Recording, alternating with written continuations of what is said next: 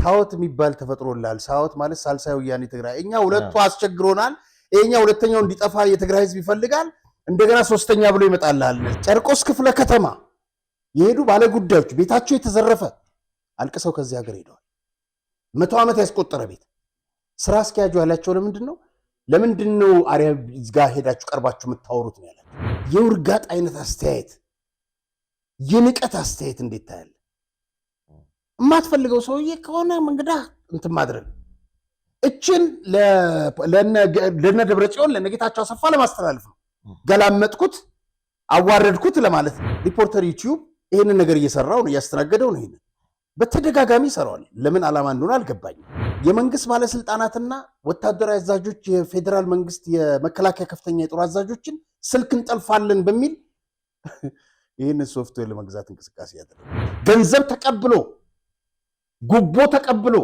ካንድም ሁለት ሰዎችን ቤት እንዲወረስ አድርጓል ለግለሰቦች እንዲተላለፍ አድርጓል ያዛትን የሽጉጣትን አጀንዳ ታይ ጽፋ ያዘችው ምንድነው የኢትዮጵያ መንግስትን ለመገልበጥ ተስማምተናል የሚል ሪፖርት ነው ይዞላቸው ሄደው ትግራይ ተስር ስትባሉ ለዚህም ብለውታል ያችን ትይዙና ትግራይ ተስር ባንዳ ነው ትሉታል አሁን ጦርነት ሲባል ጦርነት ፌደራል መንግስት ወረረ ሊወረን ነው እኔ በሆን የመቀሌ ዩኒቨርሲቲ ዘጋው ነበር ትምህርት ሳይሆን የፖለቲካ መድረክ ሆኗል ያውም የእልቂት ልፈታሽ ነው አልፈልግሽም ሌላ ሚስት ይያለው ሲላት በተኛበት ተኩሳ ገደለችው ሲተኮስ እኮ ካምፕስ ተንትኖች እኮ አይሰማም አልተሰማም እነማንን እነምብዛን 155 ሰዎች ያስገደሉትን ሰዎች ትዛዝ የሰጡ እነማን እንደሆኑ በግልጽ ወጥተው ሊነግሩን ይገባል ሰነዶች አሉ አትክልት እንዳለው በእነሱ ግን ያምራል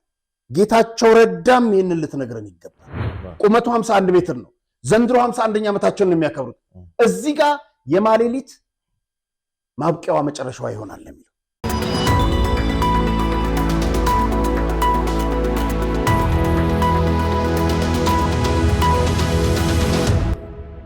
በ7 ዓመታት ጊዜ ውስጥ ብቻ ከ7 በላይ ሳይቶችን ጥንቅቅ አድርጎ ገንብቶ አስረክቦ ከ350 በላይ አባወራዎችን የቤት ባለቤት ያደረገው ቤቶችን በተመጣጣኝ ዋጋ በመሸጥ እውቅናን ያገኘው እንዲሁም ከኢትዮ ሪል ስቴት አዋርድ የክብር ሽልማትን የወሰደው ድርጅታችን ቴምር ፕሮፐርቲስ አሁን ተራው የእናንተ ነው ይላቸዋል። በቅርቡ ባወጣቸው ሳር ቤት ቫቲካን ኤምባሲ አቅራቢያ እና በአዋሪ የሚገኙ ሳይቶቹ ላይ እስከ 35% የሚደርሱ እውነተኛ ቅናሽ አዘጋጅቶ የቤት ባለቤት ይሁኑ ይላቸዋል። ባለ 3 መኝታ ቤቶችን ከ9.9 ሚሊዮን ብር ጀምሮ ካለምንም ወለድና ተጨማሪ ክፍያ ቤቱን በኢትዮጵያ ብር በመዋዋል ይግዙ ይሎታል። እንዲሁም ነጋዴው ከሸማቹ ጋር በቀላሉ እንዲገናኝ ሸማቹን ፍላጎቱን በአቅራቢያው እንዲያገኝ ዘንድ የሺዎች መኖሪያ በሆነው ገላን ኮንዶሚኒየም እና ተክለ ሃይማኖት መሃል ላይ የንግድ ሱቆችን ከ500,000 ብር ቅድመ ክፍያ ጀምሮ እየሸጠን ነው። ሳይቶቻችንን ለመጎብኘትና ለበለጠ መረጃ አሁኑኑ ይደውሉልን። ሰላም ጤና ይስጥልኝ ተመልካቾቻችን፣ እንደምን ሰንብታችኋል? የምትመለከቱት ኢትዮ ዴይሊ ቻናላችን ነው።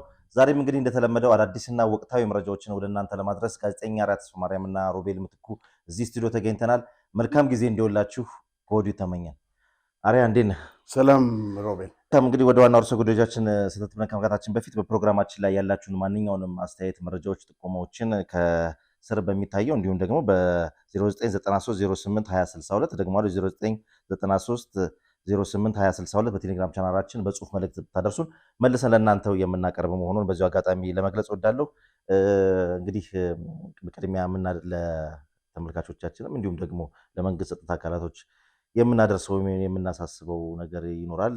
የዝግጅት ክፍላችን ወይም ደግሞ የኢትዮ ዴይሊ ስቱዲዮ እንግዲህ የዘረፋ ጥቃት ሙከራ ተፈጽሞበት ነበርና ያንን በተመለከተ እንግዲህ ዝርዝር አድርገን ጉዳዮችን እስቲ እንመልከት። በጣም ጥሩ። እንግዲህ እሁድ ዕለት ማታ ይመስለኛል ሌሊት ላይ እንግዲህ እንደዚህ ተመልካቾች እዚህ ስክሪን ላይ እንደምታዩት በብረት ተፈልቅቆ በሩ ለመገንጠል ተሞክሮ ተከፍቷል በሩ። በጣም የሚገርመው ነገር እንግዲህ እንደዚህ እስኪፈለቀቅ ያው አንደኛው ብረት ተገኝቷል፣ አንደኛው እንትን ማድረጊያው መሰርሰሪያው ነበርና እና ይሄ ሁሉ ድምጽ ሲኖር እንግዲህ ወደ 3 ጥበቃዎች አሉ። ሁለተኛ ተለይቶ ኢትዮ ዴይሊ እና ያው እንግዲህ የስዩም ተሾመ የሚሰራበት ስቱዲዮ ነው ይሄ እና እንግዲህ ከታች አንድ ቢሮ ላይ ያው አንድ ኮምፒውተር ወስደዋል አሉ። ኤኒዌይ እንግዲህ ጉዳዩን ፖሊስ ይዞታል። ከዚህ እንኳን የተወሰደብን ዕቃ የለም። ስለዚህ ይሄ ለሁለተኛ ጊዜ ነው እንግዲህ ከዚህ በፊት አዲስ ጉዳይ ምናምን እያለን የኔታ እህት ኩባንያ እንደሆነ በዙ አጋጣሚ ተመልካቾች ቁጥ ከዚህ በፊት እንደዚህ 3 ሚሊዮን ብር የሚያወጣ ዝርፊያ ተካሂዷል። ያውም የዛን ጊዜ የውጭ ካሜራ ነበረ እና እሱ ልጁ ተቀርጾ ምናምን ቀን ነው ይዞት ሄደው ለፖሊስም ሪፖርት ተደረገ። እስካሁን የገባበት ቦታ እንግዲህ አይታወቅም። እንደዚህ አይነት ነገሮች እንግዲህ ዘረፋ ናቸው ወይስ ለማሸማቀቅ ተልዕኮ አላቸው የሚለውን መንግስት አጣርቶ ይድረስበት፣ የሚመለከተው የፖሊስ አካል። በዚህ ግን የሚቆም ምንም አይነት አካል የለም። ግን ያው ቀጥታ ተገብቶ ምንም አይነት ዘረፋ ሳይፈጸም የታሰበው ካሜራዎቹ ላይ ነው። ውድ ካሜራዎች ስለሆኑ ስራ ማስተጓጎል እንደሆነ ታርጌት እንደተደረገ ያስታውቃል።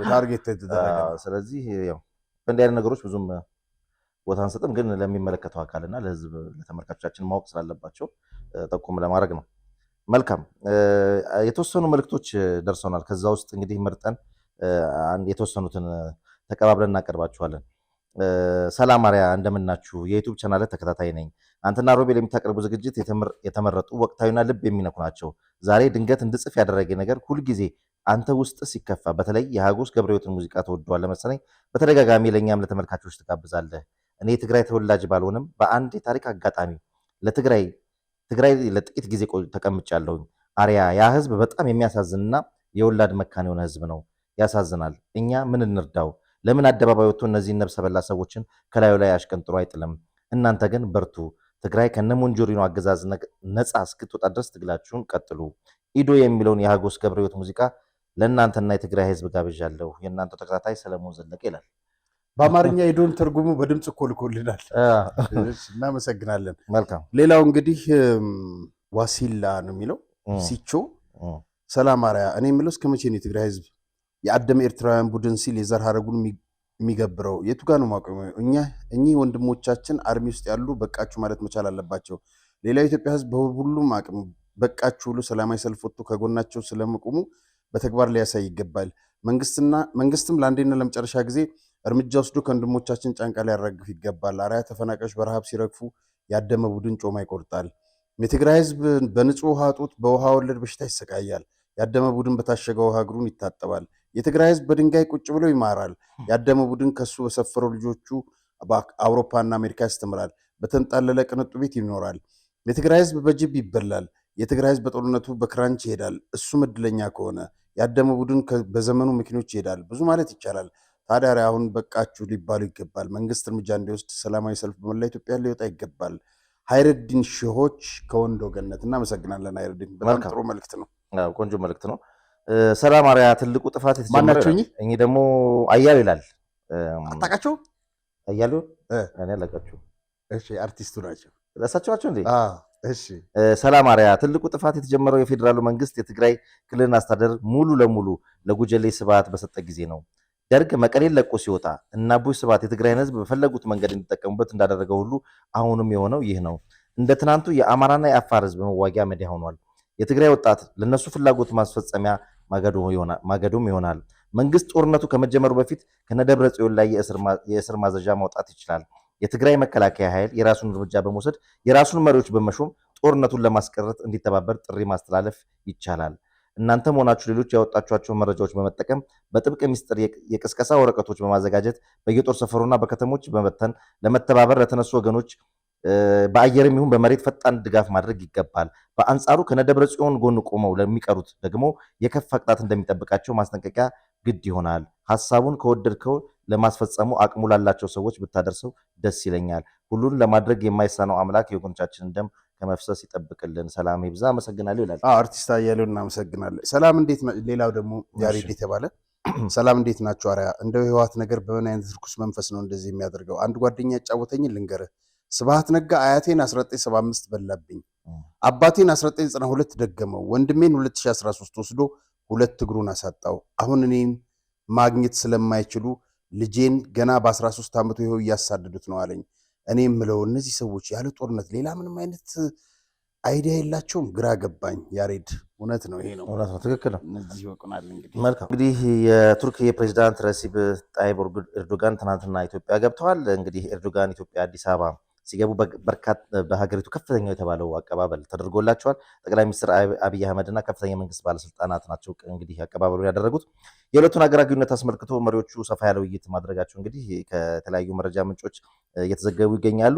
ለኢትዮጵያ የባህር በር ተደራሽነት ፍላጎት ለማሳካት ኤርዶጋን የበኩላቸውን እንዲወጡ የጠየቁት ጠቅላይ ሚኒስትር አብይ አህመድ ከ130 ሚሊዮን ህዝብ በላይ ያላት ሀገራችን የባህር በር ተከልክላ በዓለም ላይ ካለው ልምምድና ትሬንድ ውጭ በጠላቶቻችን ደባ ለረዥም ጊዜ እስረኛ ሆና እንድትቆይ መደረጓ ትክክል አለመሆኑን እንግዲህ ለተጋባዡ ፕሬዚዳንት በግልጽ አስረድተዋል። ጠቅላይ ሚኒስትር አብይ አህመድ ከቱርክ ፕሬዚዳንት ጋር የነበራቸውን ውይይት አስመልክቶ በሰጡት ጋዜጣዊ መግለጫ ላይ ቱርክና ሌሎች ወዳጅ ሀገራት ኢትዮጵያ የባህር በር እንዲኖራት ተጽዕኖ በሚያደርጉበት ሁኔታ ላይ በጥልቀት መወያየታቸውን ይፋ አድርገዋል። ኢትዮጵያ የሌሎችን ድንበር የመጋፋት ፍላጎት የላትም፣ የማንንም የውሃ ድርሻ ለመቀነስ አትሰራም የሚል ጠንከር ያለ መልእክት እንዲሁ በተያያዘ በማህበራዊ ትስስር ገጻቸው ላይ ያሰፈሩት ጠቅላይ ሚኒስትር አብይ አህመድ የባህር በር የማግኘት ፍላጎታችን የህልውና ጉዳይ ከመሆኑ ባሻገር የጎረቤቶቻችን ሉዓላዊነት የማይነካ የትብብር ጥሪ ነው ሲሉ ጠንከር ያለ መልእክት አስተላልፈዋል። እንግዲህ ከ10 ዓመት በኋላ ወደ ኢትዮጵያ የመጡት የቱርክ ፕሬዚዳንት በበኩላቸው በኢትዮ ኤርትራ ሰሞነኛ ውጥረት ዙሪያ ማስጠንቀቂያ ያዘለ መልእክት አስተላልፈዋል። ቱርክ በአፍሪካ ቀንድ አዲስ ግጭቶች በፍጹም ማየት አትፈልግም፣ በቀጠናው በስቃይ ውስጥ በሚገኙ ሰዎች ላይም አዲስ መጨመር ተገቢ አይደለም ያሉት ኤርዶጋን የአፍሪካ ቀንድ የውጭ ኃይሎች የመፋለሚያ ሜዳ ሊሆን አይገባም ሲሉ አሳስቧል። እንግዲህ ይህችን መልእክት ተከትሎ ገና እንደተለቀቀች በርካታ ማህበራዊ ሚዲያዎች ላይ የተሳሳተ ዝምት አስጠነቀቁ አይነት ነገር መልእክት ተላልፏል።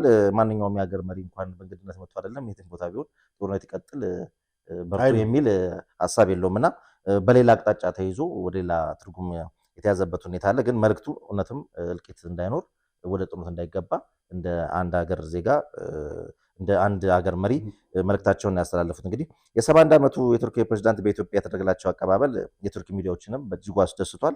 እነዚህ የቱርክ ሚዲያዎች እንግዲህ ላንድ ማርክ ጉብኝት ነው ሲሉ አወድሰውታል። በአጠቃላይ እንግዲህ ያለው ሁኔታ እስካሁን ድረስ የወጡት መረጃዎች ይህን ይመስላሉ።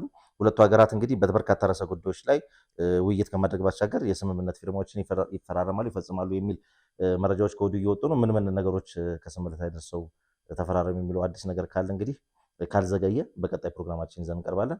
ሌሎች ሚዲያዎችም ደግሞ ስላሉ ያው ቀድሞውን ከኛ የሚያወጡት ከሆነ ደግሞ ተመልካቾቻችን በዛ መልኩ ይሰሙታል ብለን ተስፋ እናደርጋለን።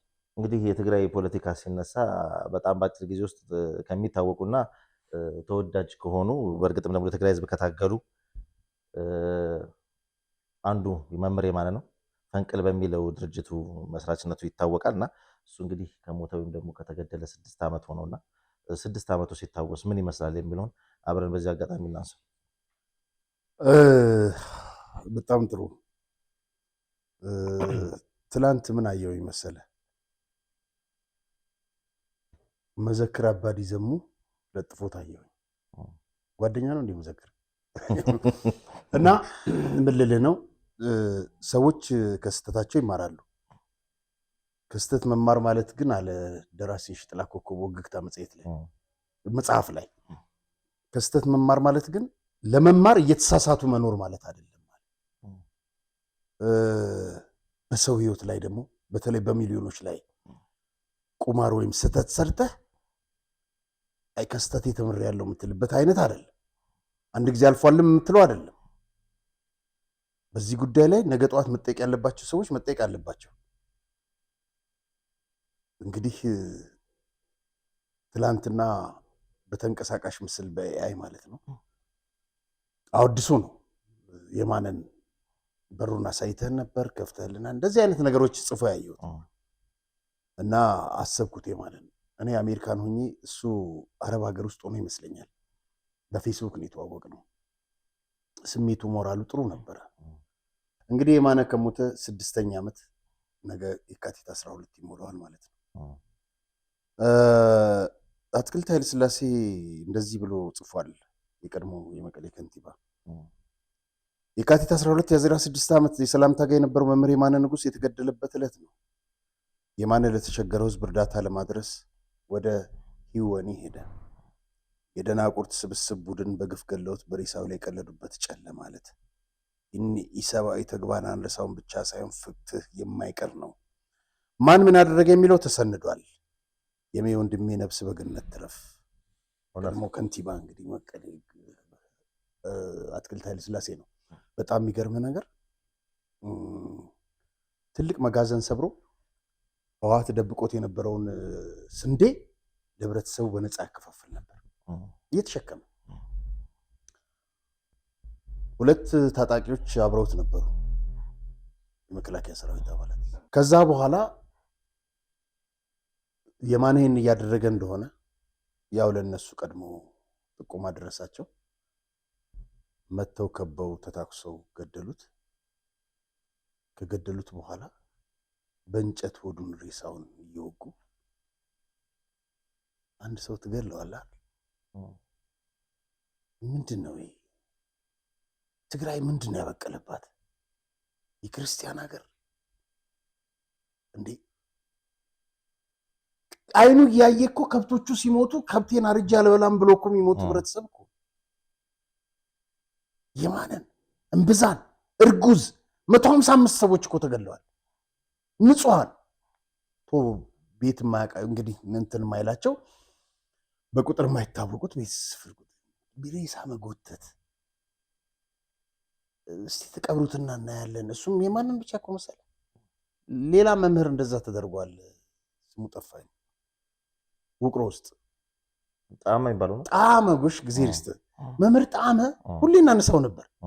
እንወድም ቤቴ ናቸው። አንድ ታነሱትና ሬሳውን በጥይት ዘረውት ደሙ እየፈሰሰ ከዛ ቄሶች ግደሉን ብሎ 11 ሰዓት ነው ነው የተከበረው። በእውነት ያ ፈሪሃ እግዚአብሔር የነበረው ለሃይማኖት ቀና የነበረ ህዝብ መሃል እንደዚህ ወንድሙ እንደዚህ እያረደ ምን አይቆይ ምን አደረገ? እስቲ የማን ግን ትላንት ጧት መገደሉን ይደግፉ የነበሩት እነ መዘክር ዛሬ ትክክል ነበር ካሉት ያለው ምን መሰለከታች የ80 ዓመት አዛውንቶች ሊኖሩ የ20 ዓመት ወጣት አይሞትም። 6 ዓመት በፊት ጦርነት ይቆም ነበር ያለው። እኔ የማንን ሐሳብ ረጋራ ነበር አንድ ነበር እንትናችን እና እኔ እነ መዘክር እንግዲህ ብዙ መረጃ ያውቃል። ብዙ መረጃ ስለሚያውቅ የተናገርከው ትክክል ነው ብቻ ሳይሆን አንድ ነገር ልጠይቀው ፈልጋለሁ። እነ የማንን እነምብዛን 155 ሰዎች ያስገደሉትን ሰዎች ትእዛዝ የሰጡ እነማን እንደሆኑ በግልጽ ወጥተው ሊነግሩን ይገባል። ሰነዶች አሉ አትክልት እንዳለው በእነሱ ግን ያምራል። ጌታቸው ረዳም ይህንን ልትነግረን ይገባል።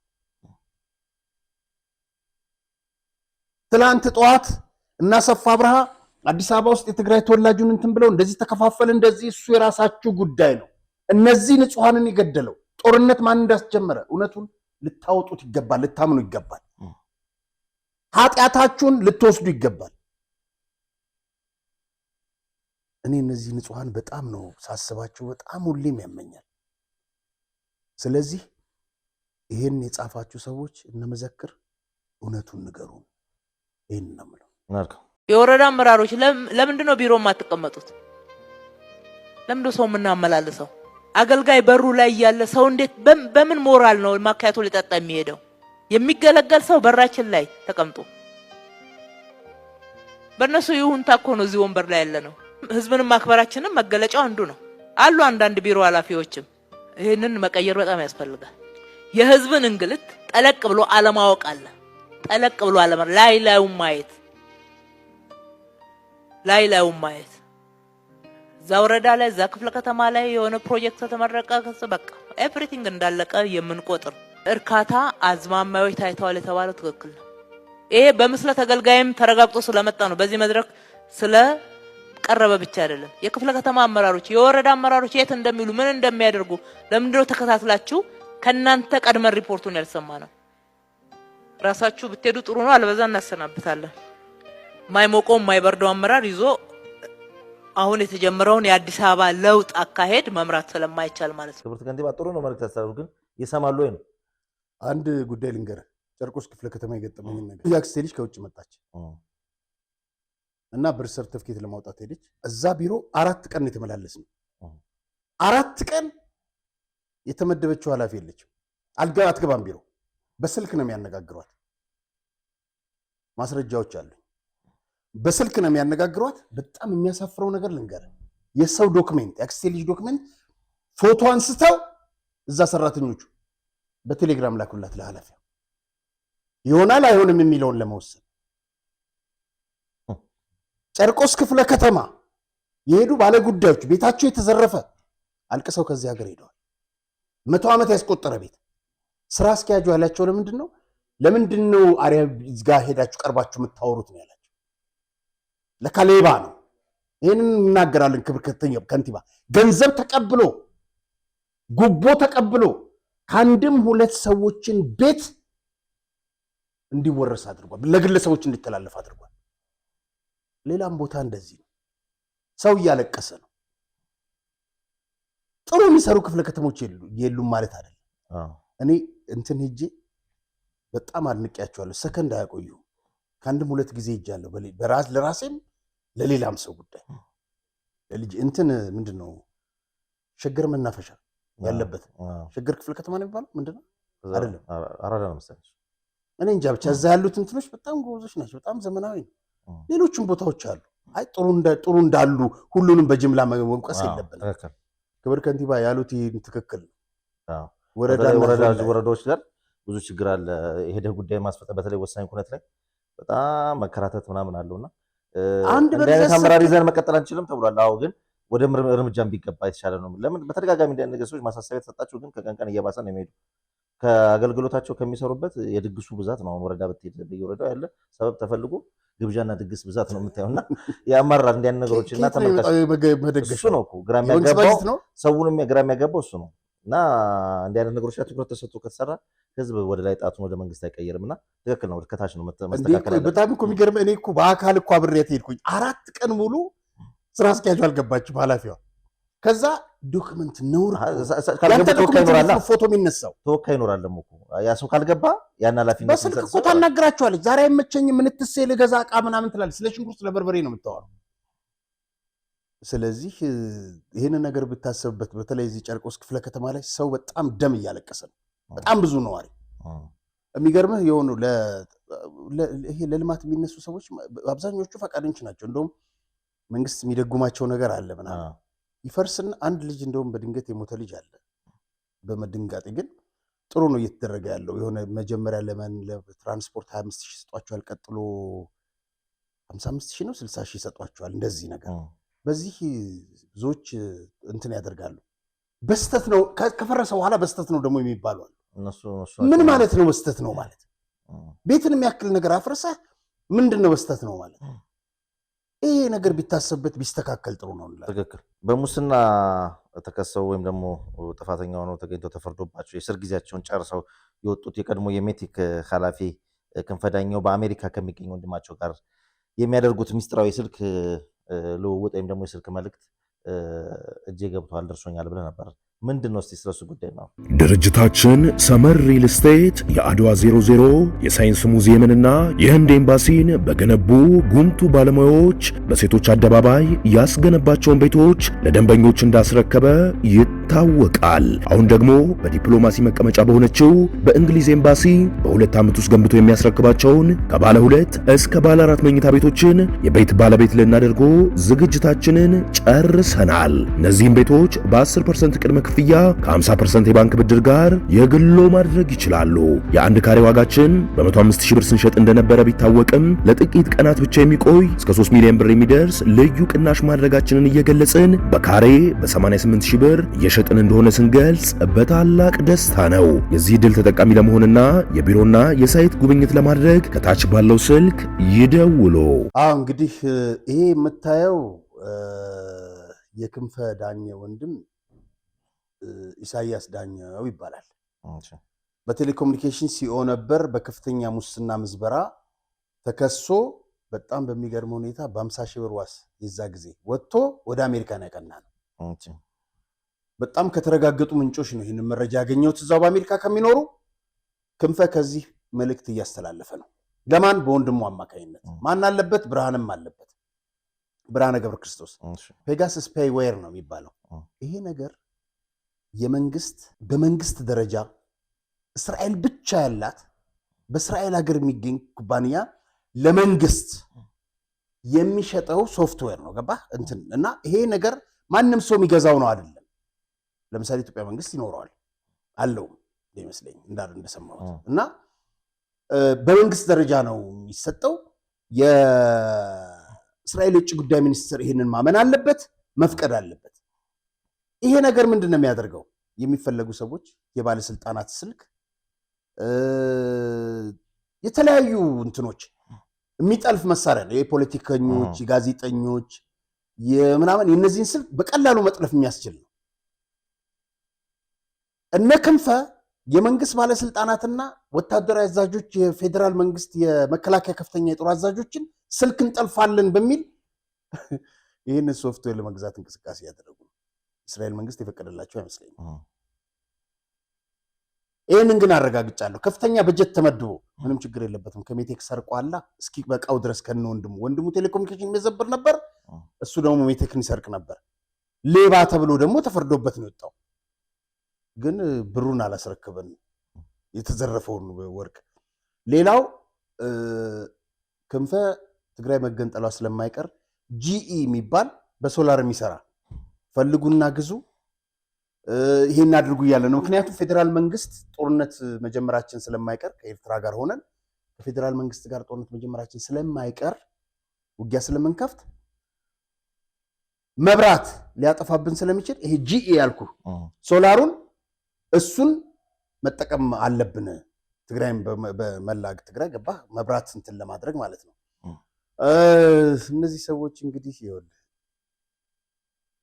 የራሳቸውን እንትን እንጂ ለትግራይ ህዝብ እያሰቡ ወይም ምናምን አይደለም። ዛሬም ጦርነት እየደገሱለት ነው። ይሄ እስኪ በቃው ድረስ ገንዘብ በቢሊዮን የሚቆጠር የሰረቀ ሌባ ነው። ቤተሰቡ ልጆቹ አሜሪካ ናቸው፣ ወንድሞቹ ጠቅላላ። በጣም ይገርማ አንድ ነገር ልንገርህ፣ ዛሬም ደግሜ ከዚህ በፊትም ነግሬሃለሁ። አጽብሃ ዳኘው የሚባል ወንድም ነበረው። መለስና ስብሃትን የገደሉት በረሃ እያለ ይህንን እሱ ያውቃል። የእነሱ አሽከር ሆኖ አገልግሏል። ጀነራል ዮሐንስ መጽሐፍ ላይ ነው ያየሁት ያነበብኩት፣ አዙሪት መጽሐፍ ላይ ማለት ነው። ፌዴራል መንግስት ከለውጥ በኋላ አሁን ያለው በዶክተር አብይ የሚመራው መንግስት በሙስና ሁለቱን ሰዎች ጠየቀ። አንድ በሙስና አንድ ክንፈን፣ ሁለተኛ ጌታቸው አሰፋን አስተላልፋችሁ ስጡኝ። ስብሃት ስብሰባ ላይ የተናገረውን ይናገራሉ እሳቸው። ጌታቸው አሰፋን አሳልፈን አንሰጥም። ጌታቸውም እኮ አለ ስብሰባው ላይ ያው ክንፈን ግን አሳልፈን እንሰጠዋለን ብለው ወሰኑ። ጌታቸውን አሳልፈን መስጠት ማለት እኛ ራሳችን ሰማቸውና ጌታቸው እኔም እንደዛ የምትወስኑ ቢሆን እያንዳንድ የት እንዳለ ምን እንዳለ አሳልፌ ለመንግስት እሰጣለሁ ነው ያለው። አብረን ነው ተለቃቅመን መንገባው አላቸው ጌታቸው አሰፋ። ክንፈ ወንድሙን እንደገደሉበት እያወቀ እነሱን ያገለግል ነበር። ሚስት የወሰኑለት እነሱ ናቸው። ማን መሰለች? አዜብ መስፍን እችን ነው የምታገባው ብላ እና ግን ሞኝ ይመስልሃል? እልም ያለ ሌባ ነው። ስለዚህ በዚህ እንቅስቃሴ ውስጥ ነው ያሉት። በጦር መሳሪያ ሸመታ አሁን ቀደም በነገርኩ የስልክ መጥለፊያና በዚህ በሶላር እንትን ላይ ናቸው ያሉት። ይሄንን ሁሉ ክንፈ ይሄንን አድርጉ፣ ይሄንን ግዙ፣ ይሄኛውን አዘጋጁ፣ ይሄኛውን ግዙ፣ ከዚህ ሀገር ይሄኛውን ጠይቁ፣ ይሄን ግዙ እያለ እያንዳንዷን መመሪያ እየሰጠ ያለው ከትግራይ ሆኖ ክንፈ ነው። መልካም። አንድ የህወሓት ባህላዊ ጄኔራል ወንድም አስመራ መግባቱ ተሰምቷልና ማን ነው? ለምንድን ነው የሄደው? ከዚሁ ጎን ተያይዞ ደግሞ እንግዲህ በትግራይ ወደ ትግራይም ክልል እየገባ ያለው የሻዕቢያ ሰራዊት ምን ያህል ኃይል ይዟል የሚለው እሱ ብዙዎች ተመልካቾቻችን የሚፈልጉት ነው። እሱንና በሰሜን ምዕራብስ ምን እያደረገ ነው የሚገኘው የሚለውን አንድ ላይ ነው።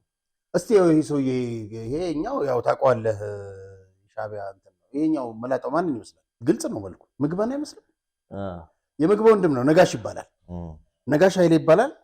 ከዱባይ ተነስቶ ኤርትራ ነው የገባው። እንግዲህ ይህንን መረጃ ያወጣው መዘክር አባዲ ዘሙ ነው። ይሄ እንግዲህ የምታየው አወል ሰይድ ነው ከኤርፖርት ተቀብለው። አወል ሰይድ በተደጋጋሚ ከእንትና ጋር ትግራይ የሚመላለስ ነው እና ይሄ አወል ሰይድ ተቀብሎ ከሻዕቢያው ፊሊጶስ ጋር ነው ያገናኘው። ጀነራል የሚባለው ፊሊጶስ ደግሞ ከኢሳያስ አፈወርቂ ጋር አገናኝቶታል ከሰሞኑ ማለት ነው። እንግዲህ የኢትዮጵያ ፌዴራል መንግስትን በኃይል ለመገልበጥ ተስማምተናል የሚል ሪፖርት ይዞ ነው የያዛትን የሽጉጣትን አጀንዳ ታይ ጽፋ ያዘችው ምንድን ነው? የኢትዮጵያ መንግስትን ለመገልበጥ ተስማምተናል የሚል ሪፖርት ነው ይዞላቸው ሄደው እና ደብረጽዮን ወድንበይቴ፣ ፍስሐ ማንጁስ፣ ማሾ በየነ፣ ምግብ ኃይሌ በአስመራ ፓላስ ሆቴልና በሰንበል ከሻዕቢያ አመራሮች ጋር ይሄ ዕለታዊ በሚባል መልኩ የሚገናኙበት ቢሮ ከፍተዋል እና በመንደፍራ ሰንዓፈ ተኮምቢያና የተለያዩ ቢሮዎች ነው እዛ የከፈቱት። በቃ በየዕለቱ እየተገናኙ ነው እነ ደብረጽዮን ምናምን። ዳዊት ገብረ እግዚአብሔር የሞንጆሪኖ ወንድም የስብሃት ባለፈውም ብለናል። ይህንን ሁሉ ከኤርትራ ጋር ጥምረት እየፈጸመ ያለው ዳዊት ነው እና ዳዊት ገብረ እግዚአብሔር የሚያመቻቸውና የሚደግፋቸው ተጋሩና ኤርትራውያን ባለሀብቶች ስብሰባ ተካሂዶ ነበር እና ከትግራይ ዱባይ፣ አዲስ አበባ ሆነው ወደ ኤርትራ ሄደው በስብሰባ የተከፈሉ ነጋዴዎች አሉ።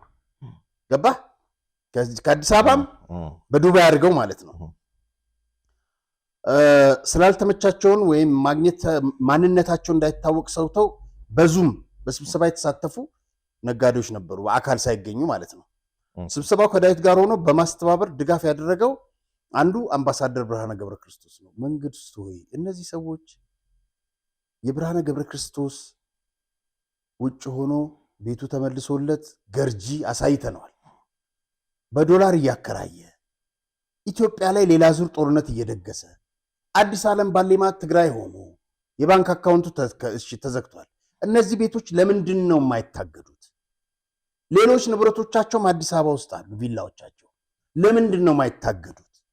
ይሄ ደጋግመን የምናቀርበው ጥያቄ ነው። በነገራችን ላይ የሻዕቢያ የስለላ መዋቅራቸው ከነተሽከርካሪዎቻቸው በአድዋ በአክሱም ገብተዋል። ሌላ የጠየቀኝ ጉዳይ ስለ ሻዕቢያ ነው። እስካሁን የሻዕቢያ 10 እግረኛ ክፍለ ሰራዊት 3 ሜካናይዝድ የኢትዮጵያን ድንበር ጥሰው ወደ ትግራይ እንደገቡ ለማረጋገጥ ተችሏል። የሻዕቢያ ሰራዊት ወደ ትግራይ መግባቱን ተከትሎ በሰሜን ምዕራብ በተለያዩ የገባባቸው አካባቢዎች ነዋሪዎችን ማፈናቀል ጀምሯል። ከታችኛው አዲያቦ፣ ከላይኛው አዲያቦ፣ አስገደ ወረዳዎች የሚኖረው ህዝብ ወደ ሽረና መቀሌ እየተሰደደ እየተፈናቀለ ይገኛል። በመኖሪያ ቤቶች መካከል የሻዕቢያ ታንኮችና መድፎች ቦታ ይዘው እየሰፈሩ ስለሚገኙ ወደ የዕለት ኑሮ ተመልሶ እርሻ፣ መስኖ፣ ንግድ እንቅስቃሴዎች ተመልሶ የነበረው ህዝብ ዳግመኛ ለመፈናቀል ተደርገዋል። እንግዲህ እነዚህ መድፎች በሰው መካከል ምናምን የሚደረጉት ለመሰለ ከዛ ሲተኮስ መንግስት የመከላከያ ሰራዊት አጸፋ ሲመልስ ሰላማዊ ህዝብ ተደበደበ ለማስባል ነው። ይህን እንግዲህ አይተናል በተለያዩ ጦርነቶች እና በተጨማሪ በጣም የሚገርም ነገር የሻዕቢያ ሰራዊት ወታደሮች እንጠረጥረዋለን ያሉትን ግለሰብ በዚህ በአደመ ካድሬዎች በኩል የሚሰጣቸውን ስም ዝርዝር ይዘው ማሳደድ እንደጀመሩና በአካባቢዎቹ የሚኖረው ህዝብ ለከፍተኛ የደህንነት ስጋት መዳረጉን ነው እንግዲህ የተገለጸው። እንግዲህ ተደጋግሞ በተለያዩ ሚዲያዎች እንደተገለጸው ለእነ አደመ ቡድን የፌዴራል መንግስት መግለጫ ሰጥቷል። የኢትዮጵያ መከላከያ ሰራዊት ወደ ስፍራው ሲንቀሳቀስ አንዳች ነገር የሚገጥመው ከሆነ እርምጃ እንደሚወስድ፣ ከዚህ እርምጃው ደግሞ እንዲታቀብ ታጣቂው ኃይል ብሏል። እንግዲህ በቀጣይ ምን ሆኗል? ከሚገባው በላይ መንግስት በጣም ታግሷል። ጌታቸውም ከሰሞኑ ጄኔራል ዮሐንስም በዚህ ጉዳይ ላይ ማብራሪያ ሰጥተውበታል እና ከሚገባው በላይ የአንድ ሀገር ሉዓላዊነትን በመጣስ ወታደሮች በማስገባት ይህን ላይ ጋበዘው አደመ ነው፣ እነ ደብረጽዮን ናቸው። ግን በሰው ሀገር ላይ እንደዚህ ገብተህ ይህን ሁሉ ማድረግ አደጋ አለው። ስለዚህ በሚገባው ቋንቋ የሚያናግሩት ይመስለኛል። መልካም። በዚህ አጋጣሚ ሮቤል አንድ ነገር ልንገርህ። ስለ ጦርነት ካነሳን ሰሞኑን ይሄ ሳወት የሚባል ተፈጥሮላል። ሳወት ማለት ሳልሳይ ወያኔ ትግራይ። እኛ ሁለቱ አስቸግሮናል። ይሄኛ ሁለተኛው እንዲጠፋ የትግራይ ህዝብ ይፈልጋል። እንደገና ሶስተኛ ብሎ ይመጣልሃል። እነዚህ ደግሞ እኮ ለምን ህወሓት ራሳቸው አይሆን? ለነገሩ ህወሓት የሚባል ፈርሷል። ጦርነት በትግራይ ላይ እንጃቧል። ተከበናል። ቅብጥር ስየው የሚለው ራሳቸው ጽፎ ነው የሰጧቸው። መግለጫ ያወጡልሃል። አንዳንድ ሚዲያዎች ያስተናግዷቸዋል። ማከብራቸው ሚዲያዎች አዶ ነው እንደዚህ እንደሚያደርጉ ማለት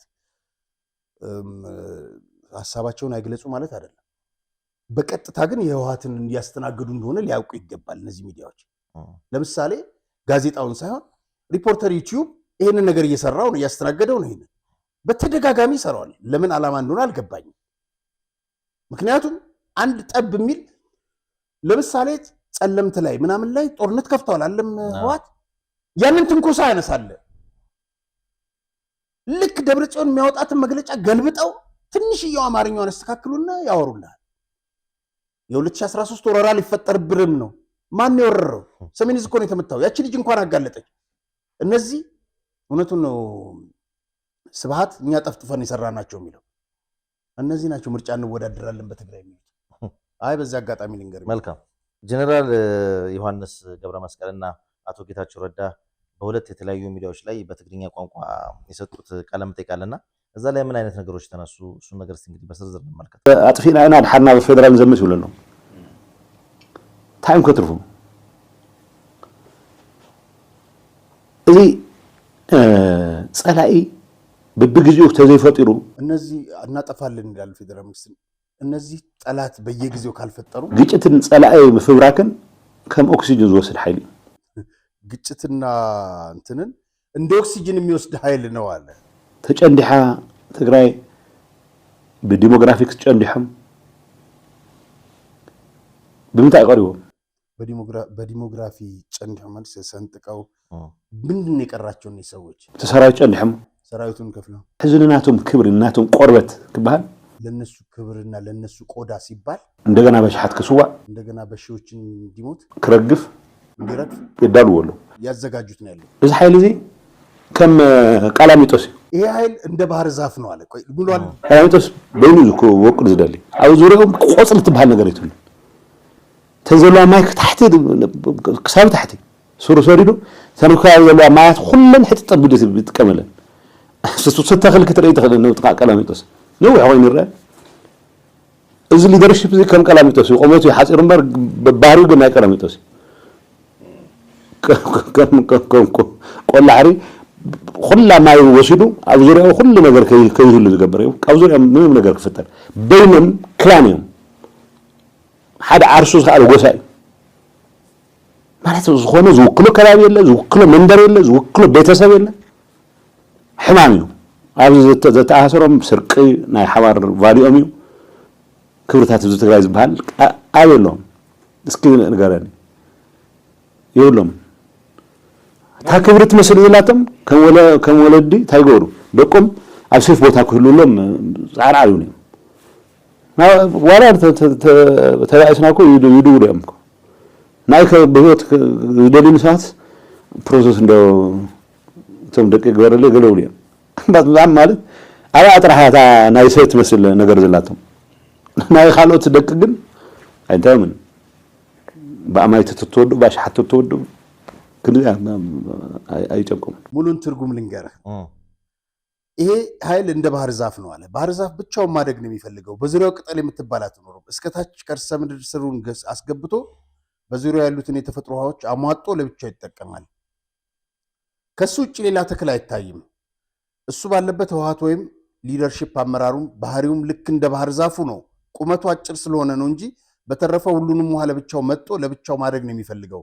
ስለሌላው ግድ የለውም። ጥሩ እንትን ነው።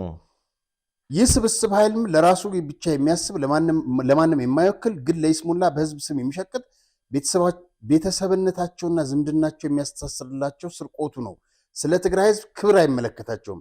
የሚገርም ነገር እኔን በህይወት የሚፈልጉኝና እንደ ጠላት የፈረጁኝ ደውለው ልጆቻችንን ታደግልን፣ ደብቅልን፣ ወደ ውጭ ላክልን ይሉኛል። የሌላው ድሃ ልጅ ቢያልቅ ግን ምናቸውም አይደለም። ይሄንን ያሉት። እኔ አንድ ነገር ልንገርህ፣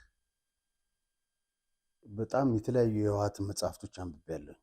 ኢህአዴግ እንደዚህና እኔ እንደ ጀነራል ዮሐንስ ብዙ ነገር ያስተማረኝ ሰው የለም። የእሳቸው መጽሐፍ አዙሪት ማንም ሰው ሊያነበው የሚገባ ዩቲዩብ ላይ ይላል። ብታዳምጠው በጣም ብዙ ነገር ነው የምታገኝበት። ሁለተኛ እኛም ኢንተርቪው አድርገናቸው ነበር። ለሶስተኛው ለአራተኛ ጊዜ ኤንቢሲ ላይ ሲቀርቡ እንደ ትላንት ግን በጣም ጥልቅ መረጃ ሰጥተው ያውቁ። አንደኛ ትላንት ሁለት ኢንተርቪዎቻቸውን ነበር የሰማሁት። 2 ሰዓት የፈጀ የትግርኛ ኢንተርቪያቸውን ምን እንዳሉት እዚህ ጋር ሳያለሁ። አንደኛ ልጁ ካድሬ ሆኖ ነው የቀረበው የህወሓትም እንትን ነው እና በጣም የሚያሳዝን ስነ ስርዓትም የለውም ልጁ። ጸጋ ይበሉት ማን ይበሉት አላውቅም። እዚህ መሀል ከተማ ውስጥ ያለ ይመስለኛል። እና ጀነራል ካሳዬ ጨመዳ እኮ በጣም ትልቅ ሰው ናቸው። አንተ የምትላቸው አይደሉም። ኢትዮጵያ ተፈትነው በሳት ተፈትነው ይሄ እንደ ጀነራል ዮሐንስ ውጭ ተምሯል። እንደነ መግበና እንደነ ምናምን ባህላዊ ጄኔራል አይደሉም እሳቸው። ጀነራል ካሳዬ አሜሪካን ሀገር የተማሩ ትልቅ የጦር መሪ ናቸው። ምን ይለዋል ምን ይላቸዋል መሰለኝ ጀነራል ዮሐንስ መቼም ትግስታቸውን ነገር አልችልም። አንተና ካሳዬ ጨመዳ አንተ ብሎ ጀነራል ካሳዬ ሆናችሁ ዩኒፎርም ለብሳችሁ ትግራይ ይለቅ ስትሉ ነበር። የት ነው እንደዛ ያልነው አሉ ጀነራል ዮሐንስ። የት ቦታ? በመጀመሪያ ስለ ጦርነቱ አነሳስ ለምን አታነሳም? እቺ ስትነሳ ታንቃቸዋለች። ትግራይ ትስር ትግራይ ምናምን ነው ስትሉ የነበረው። ከዛ እዚህ ጋር ያሉት መልስ ልንገርህ። ምዕራብ ትግራይ ወረራ ተፈጸመ። ይሄ ነው የሚጠይቃቸው። በምዕራብ ትግራይ ወረራ ተፈጸመ ትላላችሁ አሉ እሳቸው። በሰሜን እዝ ላይ የተፈጸመውስ ወረራ አይደል? ምን ልትለው ነው? አንድ ሀገር ውስጥ ሆነን ወራር መወረር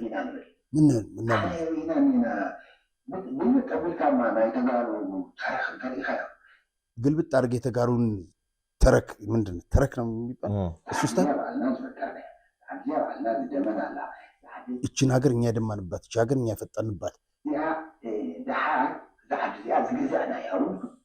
በኋላ ደግሞ እችን ሀገር እኛ የገዛናት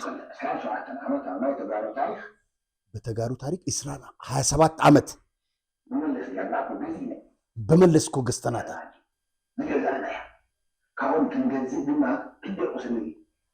ያው ስንገዛ ራሳቸው የዛ ስርዓት አካል አድርገው ስንት ቁስል አሳርፈናል።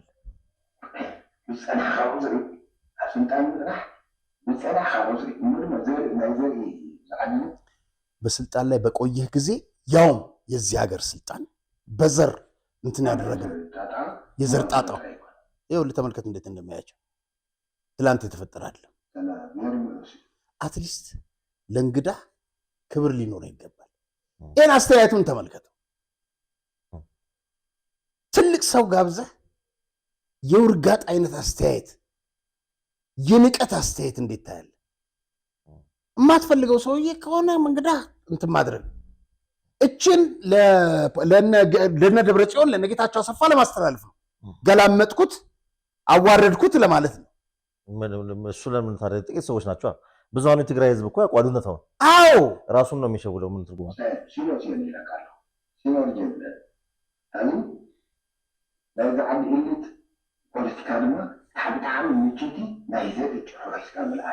የዚህ ሀገር ኤሊት ቀላሉ ነገር የፖለቲካ የዘር ፖለቲካውን ይዘህ መነሳት ነው መፈክረው። ይሄን ለእኛ ነገር አያስፈልገንም። ትግራይ ትግርኛ የምትል 67 ዓመተ ምህረት 60 ይዘን የተነሳ ነው የነደደችው። ያንን ይዘን የነደደው እሳት 27 ዓመት ሙሉ ሰው ይተርፋል ወይስ አይተርፍም እስኪባል ድረስ የሚያስብል ነው የነበረው። ጀነራል ዮሐንስ በደንብ ነው በማስረጃ በመረጃ የነገሩት ለዚህ ልጅ። ለምን ወራር ትላለህ? ለምንድን እንትኑን አታነሳውም? የሰሜን እዝን ሲሉት ወደዛ ውስጥ መግባት አልፈልግም ይላል። ካልገባታ ደግሞ ነገር መነሻው እኮ እሱ እኮ ነው። ያንን ሊያምናው ያስፈልጉልማ። መነሻው እሱ ከሆነ ጥፋቶቹ በሙሉ የማን እንደሆኑ ግልጽ ነው። በቃ ጀነራል ዮሐንስ ጊዜ ጠብቅበት፣ ስነ ስርዓት ነው ይሄን ነገር ያወጡት። ስድብ ምንም አይመስላቸው። ምንም አንተ ተናገር ነው ይናገርሃለሁ አሉ ማለት ሊያዳምጣቸው አይፈልግም። በመካከል እየቆራረጠ ትዕግስታቸውን ግን አደነቅኩላቸው። ትዕግስታቸውን አደነቅኩላቸው። ትልቅ ሰው እንደዛ ነው። ትልቅ ሰው እንደዛ ነው። እሱ አሁን ተዘጋጅቶ አልመጣማ። ተዘጋጅቶ መጥቶ እኮ በሀሳብ ነበር መሞገት የነበረበት። በጣም ሌላ አጀንዳ ይዘህ መጥተህ ከሆነ ከዛች አትወጣም። ቆይ በጣም የሚገርም ነገር እናንተ በመሰረታችሁት ጊዜያዊ መስተዳድር ውስጥ ምዕራብ ትግራይ ጊዜያዊ መስተዳድር እኮ 8 ወር ይሰራል። አሁን ስላለው ጊዜያዊ መንግስት 3 ዓመት እኮ ነው ከሚፈረም እንትኑ የጌታቸው ነበር እንትና ነበር። እነ ታደሰን ሄዶ ለምን አይፋጥጥም? ምን ሰራችሁ? ተፈናቃዩን ለምን አልመሰለሳችሁም? ለምን እንደምትነግዱበት እያለ ለዛውም ሰላም ሆኖ ታዲያ አሁን ያሁኑቹ 3 ዓመት ናቸው በሰላማዊ ጊዜ። እነሱ እኮ 8 ወር የሰሩት በጦርነት ውስጥ ነው። በጣም ትክክል ነህ። እና ያ ነበር እኔ ከሳቸው በእውነት በጣም ብዙ ነገር ነው የተማርኩት። በጣም በተለይ በቃ ከጊዜ በኋላ እኔ እንደውም በደንብ ኢንተርቪው አላረኳቸውም። ማለት ትላንት ከብሩክ ጋር ያደረጉት ውይይት ጨዋ ነው። ብሩክ ያው ተረጋግቶ የሚሰማ ሰው ነው። በጣም ህወሓትን ምን እንዳሉ ታውቃለህ? አጋንንቶች ናቸው አሉ ጀነራል ዮሐንስ ትላንት። ትግራይ ትስዕር ስትባሉ ለዚህም ብለውታል። ያችን ትይዙና ትግራይ ትስዕር ባንዳ ነው ትሉታል። አሁንም ጦርነት ሲባል ጦርነት ፌዴራል መንግስት ወረረ፣ ሊወረን ነው። እኔ እነዚህ ሰዎች የጦርነትን አስከፊነት በሚገባ ገልጸውታል። አዙሪት ላይ ስብሐት ነጋ የአቶ ገብሩ መጽሐፍ አንብበዋል? አላነበብኩትም፣ ግን ሰዎች ነገሩኝ ነው ያሉት። ቢያነቡ ጥሩ ነው። እነዚህ ተዋቸው እነ ምግብ እና አሁን እየተራመደ ያለው አቋም አለው ጀነራል ዮሐንስ የህወሓት አቋም ሳይሆን የሻዕቢያን ትእዛዝ ለማስፈጸም ነው። የመቀሌ ዩኒቨርሲቲ ውስጥ ያሉ ዶክተሮች በቅልጽምና ትግራይ ትስዕር ምናምን ነው የሚሉታል። እኔ በሆን የመቀሌ ዩኒቨርሲቲን ዘጋው ነበር። ትምህርት ሳይሆን የፖለቲካ መድረክ ሆኗል። ያውም የእልቂት ትግራይ ትስዕር የሚባለው ስለ ሰሜን ህዝብ ቆንጆ አድርገው ነው ያበራሩት። ህወሓት ተከፋፈለ። አሁን እኔ እዚህ አዲስ አበባ መጣሁ። ሰሞኑን የአዲስ አበባ ውይይት ነበረ።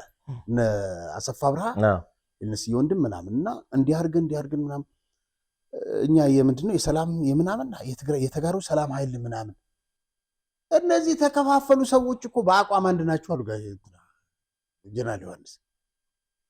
ክፍፍሉ የራስን ህልውና የራስን ጥቅም ማስጠበቂያ እንጂ ለህዝብ ጠብ የሚያደርጉለት ነገር የለም። በጣም የሚገርመው አሉ ተመልከቷቸው። ለመጥፎ ነገር ሲሆን ለጦርነት ሰሜን ዕዝን ለመምታት ለምናምን ተሰባስበው አንድ ይሆናሉ።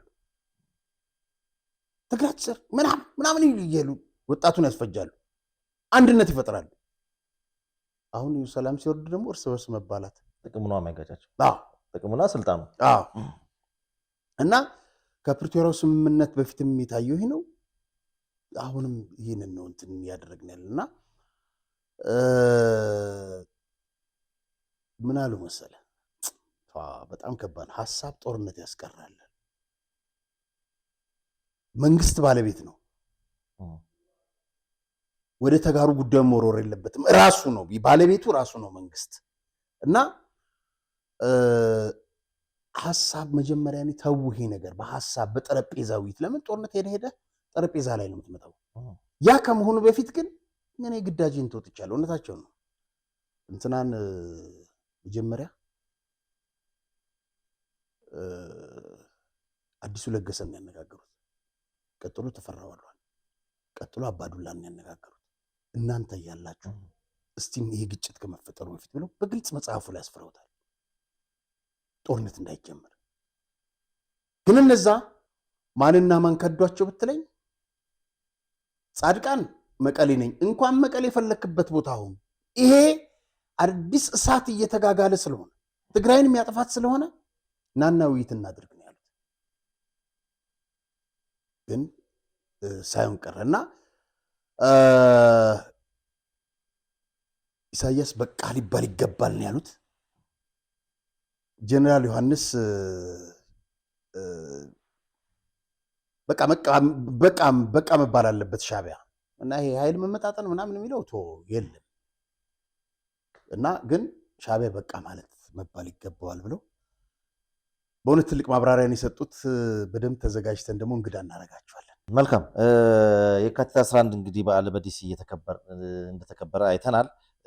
ከዚህ ጋር ተያይዞ እንግዲህ በዓሉ ላይ በጣም አስገራሚ ነገሮች እየተስተዋሉ ነው እና ይህን በዓል ራሱ በዚህ ወቅት መከበሩን በትግራይም ደግሞ ትናንትና ማህበራዊ ሚዲያዎች ላይ ተከበረው የሚሉ መረጃዎች ማታ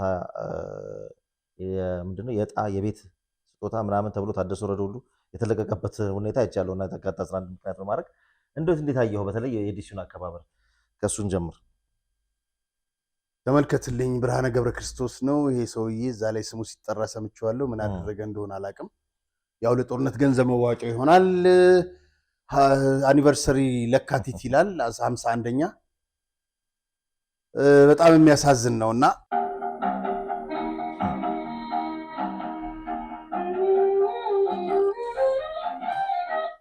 ይኸውልህ በእንደዚህ እንጉርጉሮ ነው የትግራይን ህዝብ የሚሸነግሉት። እነሱ አሜሪካን ተቀምጠው ብርሃነ ገብረ ክርስቶስ ልጆቹን ሚስቱን ይዞ እዚህ በሙሉ ያሉት በተንደላቀቅ አንድ ሰው አንዳቸውም አይሞቱለትም ለትግራይ ህዝብ። ተመልከት።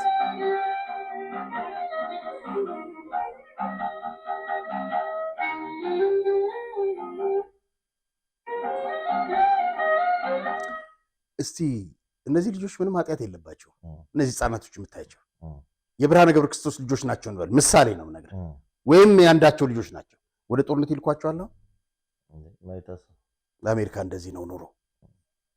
አንድ የተቆረጠች እግሯ አንድ ድንጋይ ላይ የሚማሩ ልጆችን አስባቸው።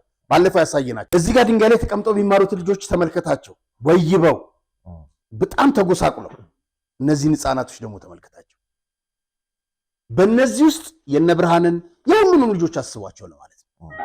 እና በጣም የሚያሳዝን 51 ዓመት ለትግራይ ምንም ያደረገላት ነገር የለም ህወሓት። ይኸውልህ ቅድም ያችን ልጅ አይተሃታል አይደል? ትግራይ 51ኛ ዓመት ምንድን ነው የሚለው መሰለ? እች ልጅ እንደዚህ እያየሽ ነው የሞቱትን ልጅ አዝላ፣ እነዛን ደግሞ አይተህልኛል። እዚህ ጋር አከባበሪ 51ኛ ዓመት የካቲት 11 በዓል ነው የሚለው። ቁመቱ 51 ሜትር ነው። ዘንድሮ 51ኛ ዓመታቸውን ነው የሚያከብሩት። እዚህ ጋር የማሌሊት ማብቂያዋ መጨረሻዋ ይሆናል የሚለው 51 ሜትር ነው። ይሄ ርዝመቷ የሰማዕታት ሐውልት ብለው የሚያልቁትም እዚህ ጋር ነው። ታጥቆ ይመጣል፣ ታጥቆ ይመለሳል። ቅድም እንዳነሳሁት ኢህአዴግ 17 ዓመት ታግሎ መንግስት ከሆነ በኋላ ለ30 ዓመት ሰላም የነበረበትን ትግራይ ክልል እንኳን ከስንዴ እርዳታ መገላገል አልቻለም። በመሳሪያ የሚመጡ ሰዎች ብዙ ጊዜ ከመሳሪያ ያለፈ ነገር ማሰብ አይችሉም። እንግዲህ በዚሁ ያይጂ የካቲት 11ን በተመለከተ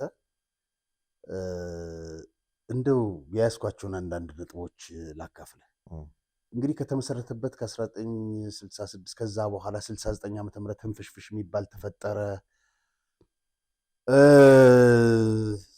77 እነ ዶክተር አረጋዊ በርሄ ተባረሩ። መፈንቅለ መንግስት ድርጅት ተደርጎባቸው ሊገደሉም ነበር። እሳቸውም የነገሩኝ ነገር ነው እንግዳ አድርጌ ያቅርቢያቸው ስብሃትና መለስ። ከዛ በኋላ እንግዲህ እነ ተክለ ሐዋዝን ጨምሮ በርካቶች እስር ቤት ተገደሉ። እነ ባንጋን የመሳሰሉ ተረሸኑ። እነ አበባ ግደይ ወሲብ ትፈጽማለች ተብለው ተረሸኑ። በጣም ብዙዎች እየተረሸኑ መጡ። ከዛስ 84 ዓመተ ምህረት ተገባ። 84 ዓመተ ምህረት 36,000 ታጋዮችን ያባረረው ህወሓት ዛሬ 51ኛ ዓመት የሚለው ማለት ነው። 36,000 ታጋዮች አባረረ። 84 85 86 አካባቢ ከኦነግ ጋር ከሽግግር መንግስቱ እንዲወጣ በማድረግ ሆን ተብሎ ጽፈውታል መጽሐፋቸው ላይ ጀነራል ዮሐንስ። ከዛ ውጊያ ተከፈተ። በርካቶች አለቁ። 86 ታጋዮችን ማባረር ተጀመረ።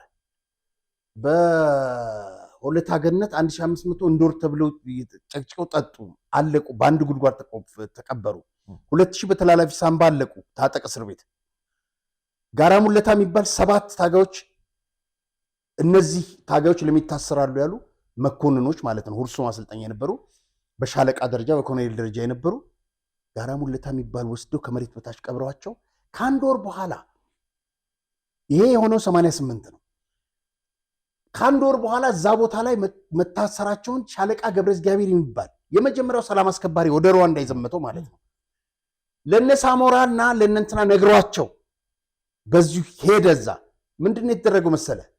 እነሱ ሲገኙ ጨለማ ውስጥ ታስረው ስለነበር እንደዚህ እየዳሰሱ ነው የወጡት። 7ቱም አይነ ስውር ሆነዋል። የአይናቸውን ብርሃን አጥተዋል። ሻለቃ ገብረ እግዚአብሔር ይህን ሲናገር ሩዋንዳ ሄዶ ከመኪና ስር ተኝቶ ኦራሉ በላዩ ላይ ወጣበት ተባለ። ያችን ምስጢር በማውጣቱ ምጽላል በጣም ማደንቃት ነች። ሻለቃ ድምፃዊት ነች። ያለችውን ሪፖርተር ላይ 2000 ዓመተ ምህረት አስታውሳለሁ። ግንቦት 83 ከጨለማ ወጣን ስንል ግንቦት 84 ለኛ ጨለመብን ያለችው የባዕዴን ስለሱ ታሪክ ብዙ ለማወቅ ሞክሬያለሁ። የተጻፉ ነገሮች በአብዛኛው አላገኘውም። ሰዎች የፕሮግራማችን ተከታታዮች በቴሌግራም ቻናላችን ብትጠቁሙኝ ደስ ይለኛል። ሙሉዓለም የሚባል የባዕዴን ታጋይ ነበረ። አንድ ያገኘሁት ታሪክ ትክክል ይሁን አይሁን አላውቅም። እንትን ሙሉዓለም አዳራሽ የሚባል በኋላ ላይ ሰየሙለት። እነ መስፍን እኮ ኢንጂነሪንግ ራሳቸውን ለመለስ ነው የገደሏቸው። ይሄ እንትና የምትለው ምንድነው? ዋልታ ነው። ሁሉም ራሳቸውን የገደሏቸው፣ ግን ይሰይሙልሃል። ጎበዞች ናቸው። ገለው ይሰይሙልሃል። ጎበዞች ናቸው ስል እያደነኳቸው አይደለም። አይረኩም ገለውህም። ለዛ ነው እንጂ ምን ያደርግልሃል ከሞትክ በኋላ እና በአንተ ስም ይሰይም እና 90 ማን ነው የባዕዴኑ ሙሉዓለም ከእስር ቦምብ ተጠምዶበት ነው በተቀመጠበት አዳራሽ ውስጥ እንዲገደል የተደረገው። ሌላው የ88 የሀየለውን ግድያ አለ። ይህንን እንመለስበታለን ብለናል። አሁን ቃል እንገባለን። ከዛ በኋላ 93 ዓመተ ምህረት ክፍፍሉ መጣ። እንግዲህ 93 ዓመተ ምህረት እነስየን ጨምሮ ነው ተከፋፈሉ። የሚታሰረው ታሰረ። ከዛ በኋላ በዛ መካከል የቀድሞ መሪ ነፍሳቸውን ይማር ዶክተር ነጋሶ ጊዳዳም መንግስቱ ኃይለማርያምን መሰልከኝ ብለው መለስን ስብሰባ ጥለው የወጡበት፣ መኪናቸውን የተቀሙበት፣ ጡረታቸውን የተከለከሉበት፣ በረከት ስምዖን ከአንዳንድ የሆዴድ አመራሮች ጋር ሆኖ ትእዛዝ ሰጥቶ ናዝሬት ውስጥ የምርጫ ክርክር እያካሄዱ ገብተው በቦክስ በክራባታቸው ታንቀው በቦክስ የተደበደቡበት፣ ዝም ብለው የተመቱበት ብርጋዴር ጀነራል በርሄ ገብረ እግዚአብሔር ወይም በቅጽል ስሙ ሻዕቢያ ከነሚስቱ በነገራችን ላይ ከአዲግራት ከድንበር ላይ ሲመጣ ብዙ ጊዜ በዛ በሻዕቢያ ጦርነት ወቅት ነበር። 93 ሲመጣ መለስን እገለዋለሁ ብሎ ነው የመጣው። ግን እቺ ነገር አስቀድማ ተሰምታ ነበር። እነወልድ ስላሴ ናቸው የገደሉት፣ እነ ጌታቸው አሰፋ። ሁለቱንም ባልና ሚስቶች ቤላ ካምፕ ገብተው በማታ በሳይለንሰር ከገደሏቸው በኋላ ክላሽ አስታጠቋት ለሷ። ሌላ ሚስት አሁን እሱ ከግንባር ድረስ መጥቶ የልጆቹን እናት አስበው ሻለቃ ነች። ልፈታሽ ነው። ከዛ ወዲህ የተወራው በካድሬው ማለት ነው። በጣም እኮ እኔ የነመለስ ጭካኔ እንዳይመስል ልፈታሽ ነው አልፈልግሽም ሌላ ሚስት ይዣለሁ ሲላት በተኛበት ተኩሳ ገደለችው። ሲተኮስ እኮ ካምፕ ውስጥ እንትኖች እኮ አይሰማም፣ አልተሰማም። እንዴት ነው ሁለቱ ቆይ ብትለው ቢባባሉ ማናወቀ? ማንሰማ? ልጆቹም የሉ ማንሰማ? ይሄን አየህ እንዴት እንደሚገሉ እንደነበር። ይህን ተከትሎም ሁለቱ ተገደሉ። አየነው ቢተውልኝ የመንገድ ትራንስፖርት ግን የህወሓት አባል ያልነበሩት በገዛ ቤታቸው በክራባን ታቀው ተገደሉ። ክንፈ የደህንነት ሹሙ ክንፈ ተገደለ። በርካታ መኮንኖች ተባረሩ። በመለስ ፊርማና በጠቅላይ ሚኒስትሩ ማህተም ጻድቃንና ጆቤ ተባረሩ። በጣም የሚገርመው በምን ላባራቸው? ማህተሙን እኮ ህቡር ይዞት ሄደ ወደ ትግራይ ይላል መለስ። ለማን? ለአቦይ ስብሃት እጅ ላይ ለማህተም አትጠቀምም እንዴ ሲሉ የጠቅላይ ሚኒስትሩን ማህተም ነው የተጠቀመው ጻድቃን እናንተናን ለማገድ። እንግዲህ ጻድቃንም ሲናገር እንደሰማሁት ምሳ በልቼ ወደ ቤት ልወጣ ስል ሬዲዮ ሰምተሃል? ስብሰባ ነበር አለ ቤተ መንግስት። ማዕረጌ እንዳደረጉ ተባረሃል ተባልኩኝ አለ። ከዛ ሳሞራ ተሾሙ። ክሁለን ጎልያድ፣ በነገራችን ላይ ኮሎኔል ጎልያድ የደህንነት የመረጃና ደህንነት ኃላፊ ነበረ። የዛሬ 3 ዓመት እውነትና ንጋት የሚል በኢሳት ፕሮግራም ነበረኝ። ቃለ ምልልስ ላደርገው ደወልኩለት።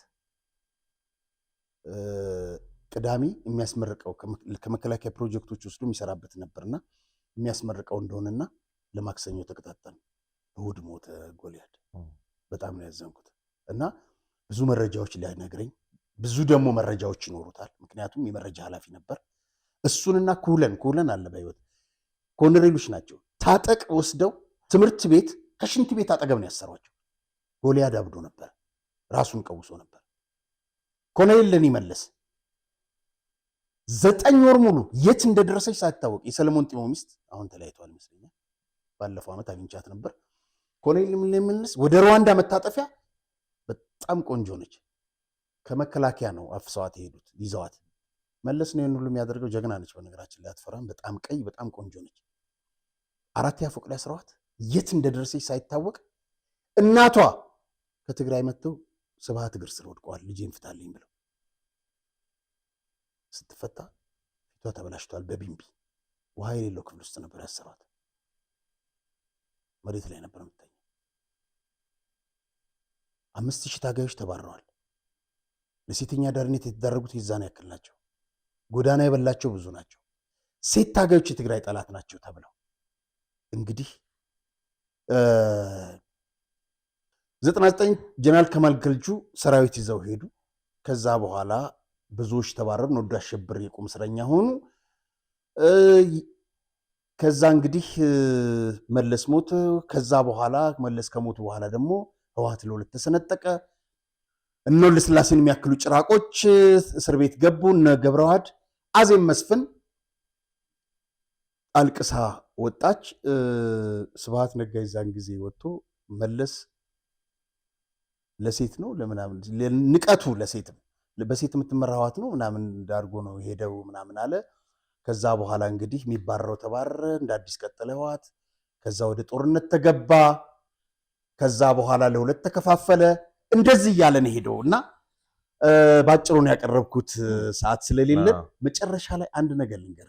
90 ምናምን ዓመተ ምህረት ላይ አንድ ነባር ታጋይ ኮሎኔል የህወሓት ስሙን አልጠራውም ምን አለኝ መሰለ የህወሓት መጨረሻ እንደ ገበል ነው አለ። በየጊዜው ያየ ነው። ገበል ማለት ዝንዶ ነው። አንዱ አንዱን ሲውጠው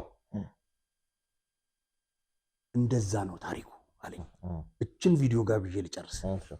ይኸውልህ ሮቤል ተመልከት። እንደዚህ ነው አንዱ አንዱን የሚውጠው። የህወሓት ታሪክ ይሄ ነው።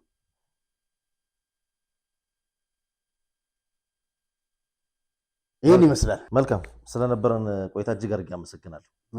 የተከበራችሁ ተመልካቻችን የዕለቱ መሰናዷችንን ይመስል ነበረ። ፕሮግራሙን አዘጋጅተን ወደ እናንተ ደረስንላችሁ። ጋዜጠኛ ሪያ ተስፋማርያምና ሮቤል ምትኩ ነን። ዳግም በሌላ ዝግጅት እስክንገናኝ ድረስ እስከዛው ሰላም ቆዩ።